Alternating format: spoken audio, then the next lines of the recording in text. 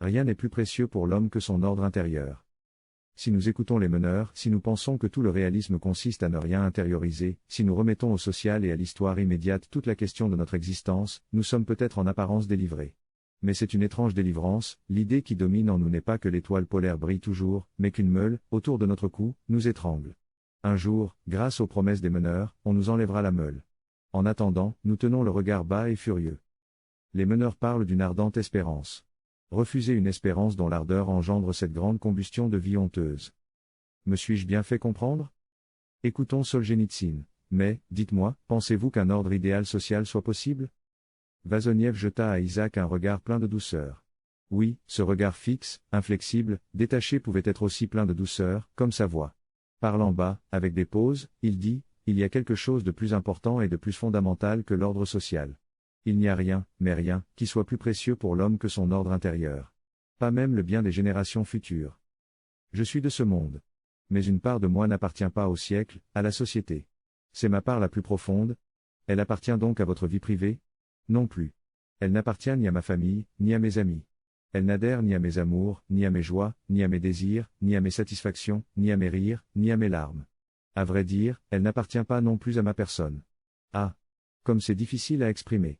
Ma part la plus profonde est hors tout, immobile, insensible, hiératique. Ce plus que moi en moi. Ce centre de gravité.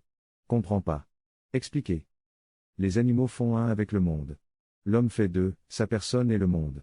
Mais il me semble que l'homme intériorisé fait trois, le monde, sa personne, et cette présence en lui, hors tout. Cette présence par quoi il éprouve qu'il n'est pas entièrement un être de passage.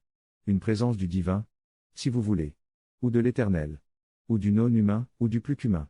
C'est à partir de cela que s'organise l'ordre intérieur, que s'établit la possession de soi. Laquelle est aussi un détachement de soi? Pas très clair. Précisé. Il me semble que tout homme qui éprouve cette présence doit être amené à parler comme Bertrand Russell. Je dois, avant de mourir, trouver le moyen de dire la chose essentielle qui est en moi, que je n'ai encore jamais dite, une chose qui n'est ni l'amour, ni la haine, ni la pitié, ni le mépris, mais le souffle même de la vie, ardent et venu de loin, qui apporte dans la vie humaine l'immensité, l'effroyable, l'admirable et implacable force des choses non humaines. Vise comme sur la montagne, dit encore Marc Aurèle. Ce qui signifie. Ramène à un centre de repos tes pensées errantes dans le siècle, fais erre tes opinions, tes sentiments, tes humeurs. Efface ta personne. Alors ton guide intérieur, ne se causant plus aucun trouble à lui-même, te conduit à la chose essentielle qui est en toi, l'impassible nature universelle. Cette effroyable, admirable et implacable force sans date ni figure qui est en moi.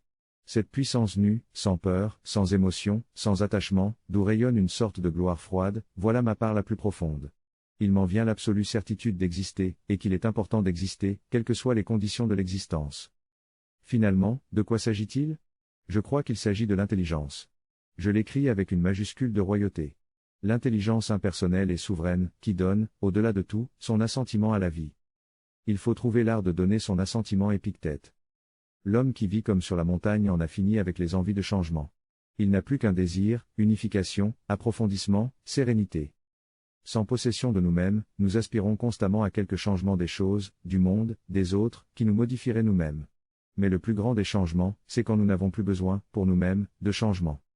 L'homme qui vit comme sur la montagne se fait, dans le privé, un bonheur de la régularité de son existence. Il n'est pas esclave de règles de vie et d'habitude. Il utilise celles-ci comme instrument de son unité, ce sont les expressions de son vouloir-être.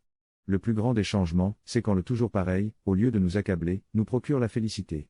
Le plus grand changement, c'est quand le toujours pareil, finalement, nous dépayse et nous libère. Sans possession de nous-mêmes, nous croyons que la diversité nous changera. Et c'est, mystérieusement, la monotonie qui nous change. Au fond de la monotonie s'allume et se met à briller la lumière de l'être, cette lumière que l'homme qui voulait des changements n'imaginait même pas.